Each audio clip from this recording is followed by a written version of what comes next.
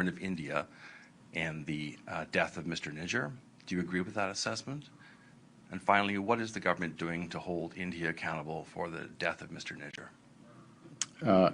So all of those questions fall under,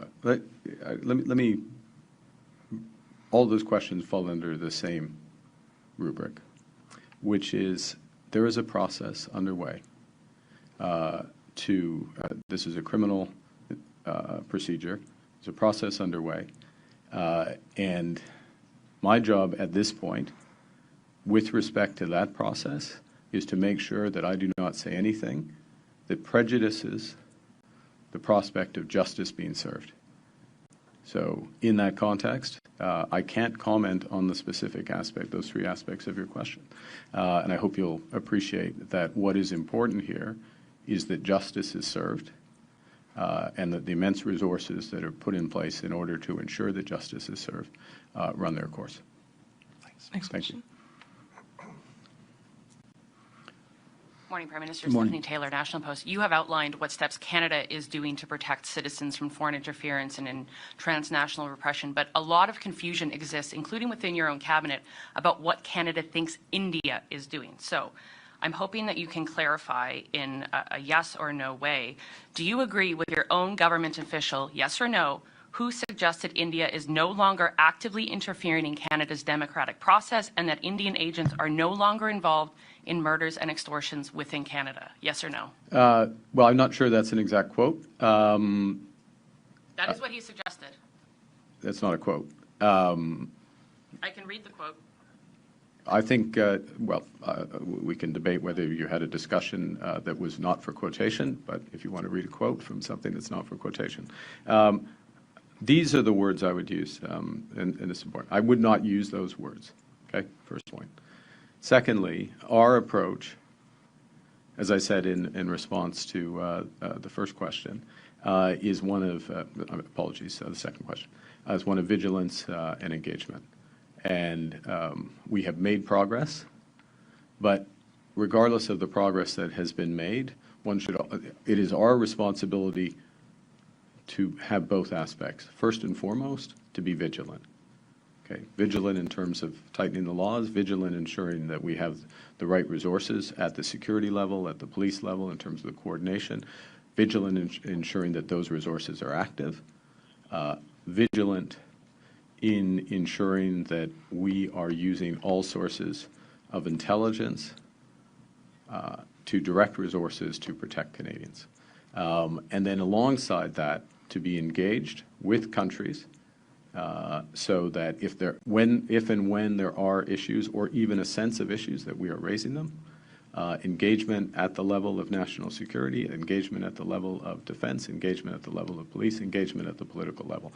All of those, and if you look at the record, if I may just finish on this, of this government in less than a year, 6 major crime bills, many of which address specifically these issues, thousands of new resources being put in the RCMP and border security, huge technical resources also being put in place. That's an odd way to put it, but physical resources in terms of surveillance, and re-engagement, including at the national security level and the political level, so that we can address these issues actually, in other words, today and prospectively, so that prevention is there as well as redress. Thank you. Next question.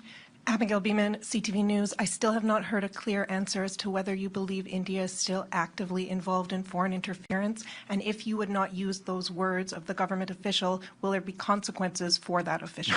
There will not be consequences for those officials. Look, there are,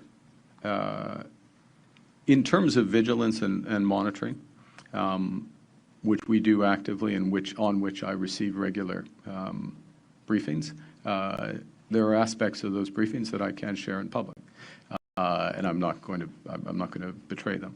I will tell you that there is progress on these issues, and that progress is a product, in my judgment, it's a product of the resources we're putting in.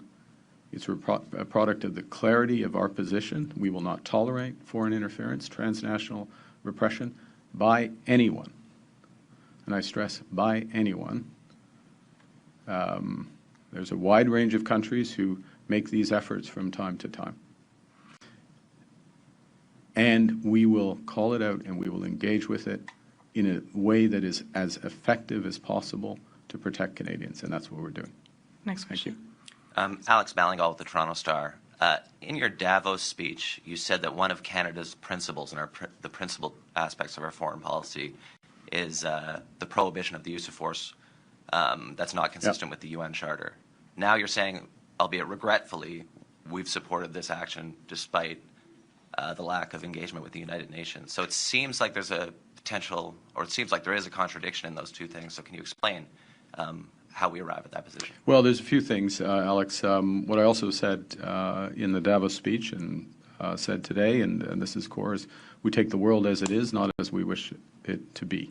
We're not going to passively wait for the world as we wish it would be. We would like international law to always and everywhere be respected. Canada's intention, Canada's policy itself is to always and everywhere respect international law. So that's the first point. Secondly, I will observe, and I would take up, and it's not fair to your colleagues, but I would take up all the remaining time in this press conference times 10 if I went through the serial violations of international law by the Islamic Republic of Iran over decades, and all the efforts under the international system to contain those using international frameworks and international laws. It is a failure of the international system that this country repeatedly violated international law, terrorized an entire region, and through extension, the world, including the murder of Canadians. Let's not forget that. Repression of women. The murder of 15,000 of their citizens within the past few weeks for protest. Now, brings us to the question, though, which I think is in your question of the current situation and its perspective relative to international law. And look, the first thing I'll say with respect to that, it's for the United States and Israel to make the case, and for whether or not that is the case. And it's for others, more expert than me, non-lawyer, certainly non-international lawyer, who are more expert to make that determination. And that said, well, Canada was not asked to participate. You know that. We were not informed in advance. We were not asked to participate. Prima facie, it appears that these actions are inconsistent with international law. So we would not have been in a position earlier this week, or the weekend, I guess, to take a judgment that met our standards if we had been asked to participate. We weren't. We haven't made that formal judgment. It's for others to make those judgments. As I said, Alex, we were dealing with the world as it is. So in the context of what's happened, what's been begun, we support the efforts to end the Iranian nuclear program and its decades-long process, regime's decade-long process of state-sponsored terrorism. But we remind that international law binds. It binds particularly with respect to civilian infrastructure, and it binds all parties, should bind all parties. We call for a de-escalation. We're prepared to assist in that. Thank you. Quel aspect? Premièrement, c'est pour les États-Unis et Israël de faire la preuve si leurs actions sont consistantes avec le droit international, premier point. Cela dit, le Canada n'a pas été demandé d'être un participant dans l'action, tout le monde le sait. Mais cela dit, dans la situation actuelle à ce temps-là, ce n'était pas clair que les actions sont consistant avec le droit international. Mais il faut agir, il faut reprendre, il faut que le Canada reprend dans la situation actuelle, le monde comme il est.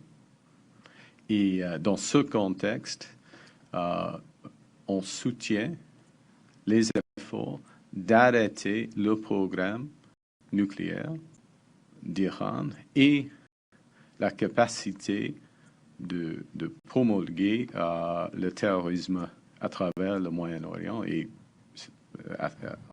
à travers le monde. Merci. JP, we'll have time for 2 more questions after this one. JP Tasker, CBC News. Good morning, Prime Minister. How are you? Good. We'll take 3 just so there's not a rebellion behind That's you. probably a good idea. Yeah. What was President Trump's reaction to you supporting the airstrikes on Iran? I haven't spoken to the president. What does that say about your relationship? The president's. I don't think it says anything, to be honest. Next You question. received nothing from the Americans? Look, we take a position. Let me just make a clear point. We took a position, not asking for something. We took a position because we view the nuclear threat and the export of terrorism of Iran over decades as one of the gravest threats to international peace and security. And the Americans and the Israelis haven't taken this action in that limited sense. We supported that aspect. That is not a blank check. That is not us participating. That is not us asking for something in exchange for that. None of that is true. That is just a straight-up position. Thank you. Next question. Prime Minister Brian Platt from Bloomberg. What we know so far is that Iran's supreme leader has been killed. Many other senior officials have been killed. Do you have a position on what replaces that in Iran? What kind of regime comes next? Do you want to see a wholesale regime change here, or is stability more important? Well, look, we have long wanted for decades and continue to this hour that the will of the Iranian people is respected and that a government consistent with the will of the Iranian people comes in place. How that would come about, that's I don't have, I mean, it's an exceptionally complex situation. I'm not inserting a war aim into conflict that others started. Catherine. Hello, Prime Minister. Thank you for your time. Yep. I wonder if you can just help us better understand Canada's position about what is happening at this moment. There's been a call for a ceasefire. We heard from your ministers. Is Canada explicitly asking the United States and Israel to stop as well, making those cases to their officials? And also, the United States has made a call for the people of Iran to rise up. What is Canada's position on that? Well, I'll just refer to my answer to the previous question on the second. And with respect to the first, any cessation of hostilities, whether you call it a ceasefire or cessation of hostilities, full de-escalation, it takes all sides in order to do that. As I said in my comments, in our judgment, that will take a broader diplomatic effort. That broader diplomatic effort will very much have to involve the countries in the Middle East that have been attacked now by Iran. Their civilian infrastructure, their civilians have been attacked. And certainly that has been, they've been successful largely in defending themselves. Some of the missiles have gotten through, but the intent has been widespread civilian casualties and damage to civilian infrastructure. So those countries, many of whom are close allies of Canada, need to be involved in any diplomatic solution. Thank you. Ian. Hi. Ian Austin from the New York Times. Has Canada seen any evidence of the imminent danger the President cited for launching the attack on the weekend? And should anyone take any confidence in his view that this will be over in a matter of weeks? Well, Ian, on intelligence, I can't share intelligence that we've received. It's not appropriate, particularly within broader intelligence circles that we may have received from others, so I can't comment on that aspect.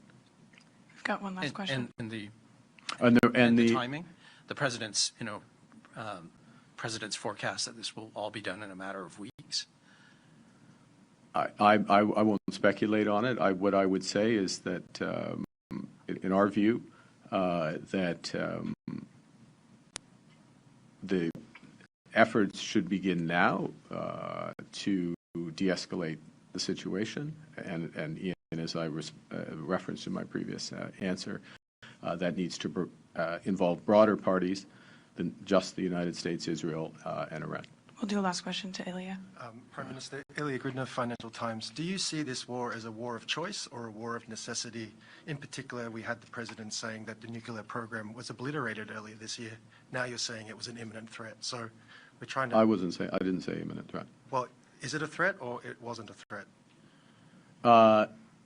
Iran having a nuclear bomb is a massive threat. It would be the biggest threat. This is, again, okay, let's be realistic. This is a regime that is the biggest exporter of terror in the world, that has for decades terrorized the Middle East, that has killed scores of Canadians, murdered scores of Canadians, tens of thousands of its own citizens, repressed women in its society. It has sought persistently, and you'll remember the JCPOA and all other efforts has sought persistently to obtain nuclear weapons. Nobody has a civil nuclear program that's buried a mile beneath the desert. So that is a threat. The exact timing of it, the exact aspect of it, I'm not privy to all the information in terms of that. I would remind Ilya that Canada was not consulted on these hostilities. We're not part of it. We're taking things from the position that they are today with the actual, and in terms of the desirability of eliminating that nuclear threat and the capacity to export state terror, that we support, but we remind all belligerents of their responsibilities to protect civilians, to protect civilian infrastructure, not target civilian infrastructure, and we call for de-escalation of the conflict. Thank you, Prime Minister. This puts an end to our press conference. Thank you very much. Merci, c'est ce qui m'a fait la conférence de presse. Thank you.